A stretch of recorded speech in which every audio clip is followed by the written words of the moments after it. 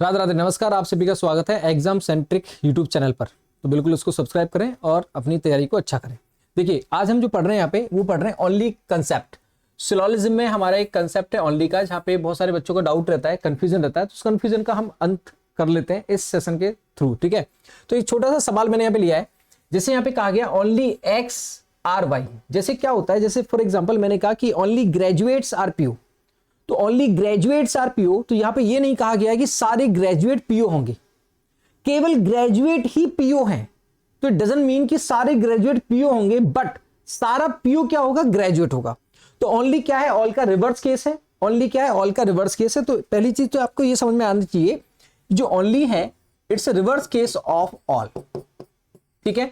तो मतलब सारा जो y है वो क्या हो जाना चाहिए, x, केवल x। अब यहां पे क्या ओनली डेफिनेट कर रहा है, एक एंटिटी है जिसको क्या कर रहा है, डेफिनेट कर रहा है। केवल x ही क्या होगा, y होगा। मतलब जो y है एकदम लॉयल है बिल्कुल। और क्या कहा जा रहा है कि केवल x ही क्या है, y है, केवल x ही y है। तो इट मींस यहां पे ये भी समझ में आ रहा है कि y can not be others. जैसे मैंने कहा ना, only Rahul is the brother of Seema. जैसे मैंने कहा only Rahul is the brother of Seema, तो सीमा का कोई और भाई नहीं हो सकता है, मतलब राहुल ही केवल भाई है। तो ओनली क्या है, अपने इस वर्ड की वजह से यहां पे ये डेफिनेट हो रहा है, केवल x ही क्या है, y है। इट मींस दोनों चीजें क्या निकल के आ गई, पहली चीज निकल के आई कि सारा जो y होगा वो क्या होगा, x होगा, पहली चीज।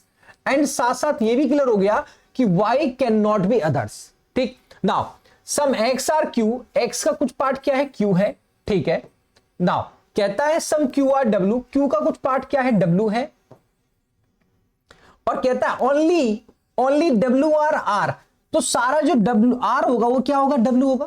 केवल w ही r है। जैसे मैंने कहा ना, केवल ग्रेजुएट ही पीओ हैं, तो ऑल ग्रेजुएट पीओ हो जरूरी नहीं है, लेकिन सारे पीओ क्या होंगे, ग्रेजुएट। तो सारा जो r है वो क्या होगा, w।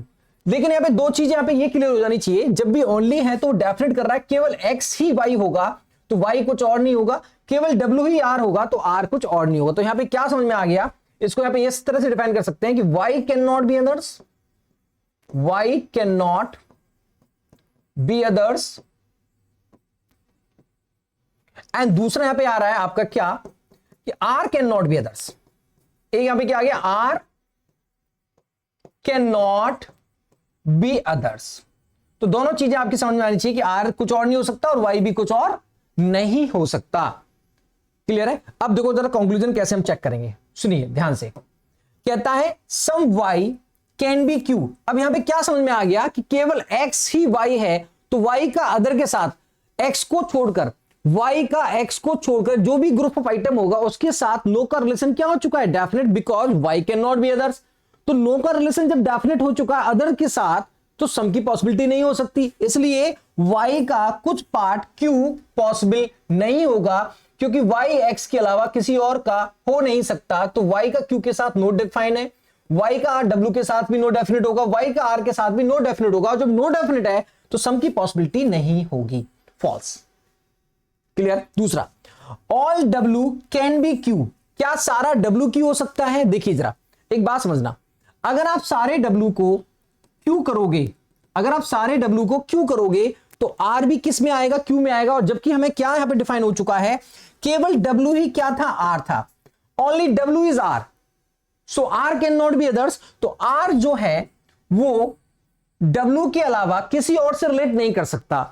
r का q के साथ भी नो डेफिनेट हो चुका है, r का q के साथ भी क्या हो चुका है, नो डेफिनेट हो चुका है। और अगर आप सारे w को अगर आप q बनाओगे, अगर आप सारे w को, ऑल w को क्या करोगे, q करोगे, तो r भी किस में आएगा, q में आएगा। और r q में आ नहीं सकता।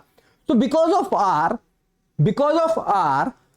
All w can not be q, because of r all w can not be q। Get my point. Now no r is x, no r is x। मैंने क्या कहा, r can not be others, r w के अलावा किसी other से relate नहीं कर सकता, किसी अदर से रिलेट नहीं कर सकता है। तो r का w के अलावा q x y सबके साथ नो का रिलेशन क्या हो जाएगा, डेफिनेट। जब r can not be others तो इनडायरेक्टली हम क्या कर सकते हैं कि r का w के अलावा बाकी सबसे साथ क्या होगा, नो का रिलेशन डेफिनेट होगा। तो r का x के साथ भी नो का रिलेशन क्या हो जाएगा, डेफिनेट। ये वाला क्या हो गया, सही। तो ये छोटा सा एक कंसेप्ट यहाँ पे मैंने बताया, जो कंफ्यूजन रहता है स्टूडेंट्स में, वो कंफ्यूजन अब नहीं होना चाहिए कि ओनली कंसेप्ट क्या है, ऑल का रिवर्स है, कि सारा वाई क्या हो गया, एक्स हो गया। एंड साथ साथ ये भी डिफाइन हो गया कि Y can not be others, Y का एक्स के अलावा बाकी सबके साथ नो का रिलेशन डेफिनेट होगा।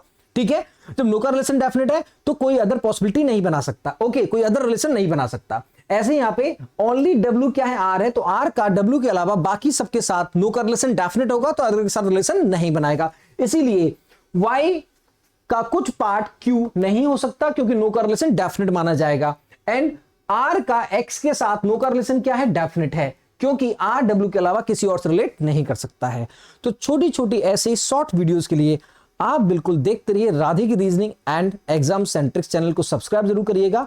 और कमेंट में, जैसे मैंने पहले एक शॉर्ट वीडियो बनाया था अभी 2 दिन पहले, तो आपने काफी कमेंट किए थे कि ऐसे छोटे छोटे वीडियो आपके लिए काफी हेल्पफुल है।